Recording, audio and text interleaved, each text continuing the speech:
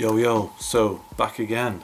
New Chili Peppers album time. I know it's been out for about a week, but I wanted to give it a little bit of a listen before I kind of gave my thoughts on this new Chili Peppers record. I talked about Unlimited Love previously, and yeah, like I said before, some hit and miss songs, but yeah, it was cool to hear Frusciante back in the mix, and there's quite a few tracks on that album that I really like. So looking at this new album, Return of the Dream Canteen. This is the second Chili Peppers album in 2022 with a ton of tracks on, so there's a lot of Chili Peppers coming out this year. When Unlimited Love came out, Total Guitar released this interview with Frusciante. If you haven't read this, it's a really good read if you're into the Chili Peppers and particularly into guitars, and it's well worth a look because there's loads of good little insights from Frusciante about how his attitude towards writing. And he kind of confirmed some of my thoughts when I first heard some of the Unlimited Love stuff. It sounded like he was kind of given a lot of space to just the songs as a whole rather than just trying to show off. I mean, admittedly, on both records there are moments where Frusciante is just going mental, and that's cool if you're into that. But I particularly like some of the aspects where he is holding off a bit to kind of let the other musicians breathe. Yeah, well worth a look. And one of the things he says in here is that some of the best tracks are on this second album. After listening to Return of the Dream Canteen, I would say it's definitely more eclectic than Unlimited Love. Lots of different flavours on there, and some of my favourite songs are on here, but overall I think I prefer Unlimited Love as a record. I actually made a playlist of my favourite songs, or songs that I like from both records, and as you can see, I think, oh god, hang on. As you can see Unlimited Love kind of overrides Dream Canteen by quite a bit. But that's not to say there aren't some songs that I really like on Dream Canteen. I really like Tip of My Tongue, got that old school funk Chili's vibe with that kind of bluesy, funky chorus. I really like the track Fake as Fuck. Not to swear on camera. But yeah, I like how it switches it up. The whole track is just different sections throughout, and there's like some real kind of James Brownie style horns. I think my favourite track on this record is actually Carry Me Home. It's just some like bluesy, Hendrixy, Trower, that kind of bluesy freak out. I like blues, but I'm not a massive blues fan, but stuff like that I absolutely love. And I really like, I'm just trying to find it, Reach Out. Yeah, I really like Reach Out. It's got almost like a medievally kind of chord pattern. It sounds like, if you listen to just the music, it sounds like he's sitting in like a medieval king's banquet until the distortion kicks in. Yeah, I don't know how much distortion there was in the Middle Ages, but yeah, that's a really cool track. In that playlist, I think I've got, between both records, there's 19 songs. When I was listening, I was thinking, I'm gonna add songs that I just like overall, not songs that I absolutely love, and I think if I trim it down, I could take a lot more out that other songs that I really enjoy.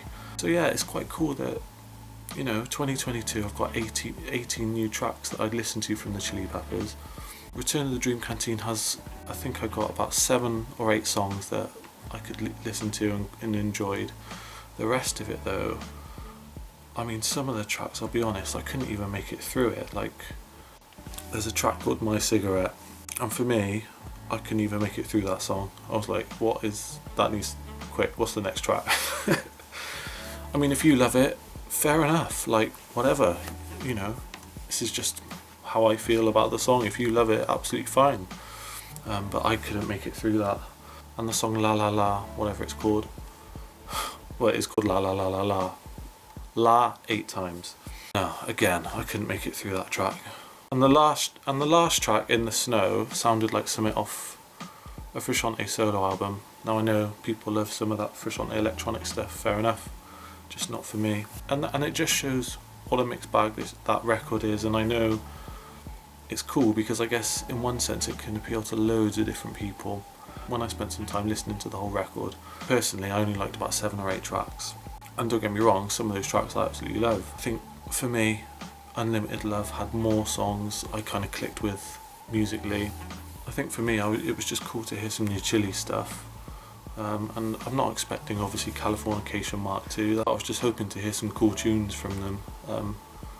And we got that, we got some cool songs. I think even if I selected the best songs from both Unlimited Love and Dream Canteen, if I took, say, the best 11 songs, it still wouldn't be on my top albums of 2022. I think there's been some awesome releases this year, and I would still like to see the Chili Peppers, as long as it doesn't mean I have to sell my house to go and see them.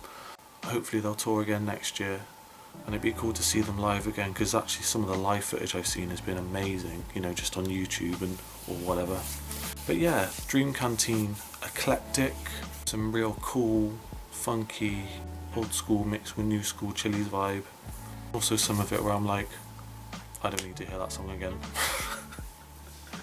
So just talking about some of the musicianship, I think Flea's just, his bass lines are amazing throughout the whole thing.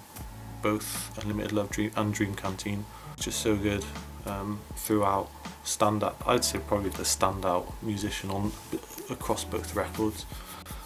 Chad again, he's just absolutely solid and knows exactly when to go mental and when to just lay back and keep the groove. And Frusciante is cool, like in that article, it's like he's hearing the music and knowing when to lay back, and also having his like freak out moments as well, which is cool. I mean, overall for me, that was the thing. What was going to happen when Frusciante returned? You know, just we come out the Klinghoffer phase. Is that energy going to be there? And you can tell it is, definitely.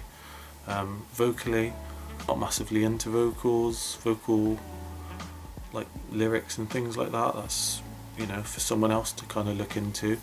I mean, Kiedis does his thing. I can't imagine what it must be like trying to write lyrics for 1 million songs. I struggle writing my name, let alone song lyrics. Some songs I quite like the melody, others not so fussed. But at the end of the day, it's the Chili Peppers, they're musicians, and you're free to do whatever you want as a musician, and this is obviously the mode that the Chili's are in. But yeah, let me know your thoughts, let me know. I think because Dream Canteen in particular is so eclectic, it's really interesting to know what people are into. Let me know what you liked, what you didn't like, and also I think it's going to be cool to see what Chili Peppers bring in the future. But yeah, those are my thoughts on the 2 albums. Not that really means anything, but I just thought it's interesting to hear people's thoughts and opinions on the return of Frusciante. But yeah, cheers to anyone who watched this.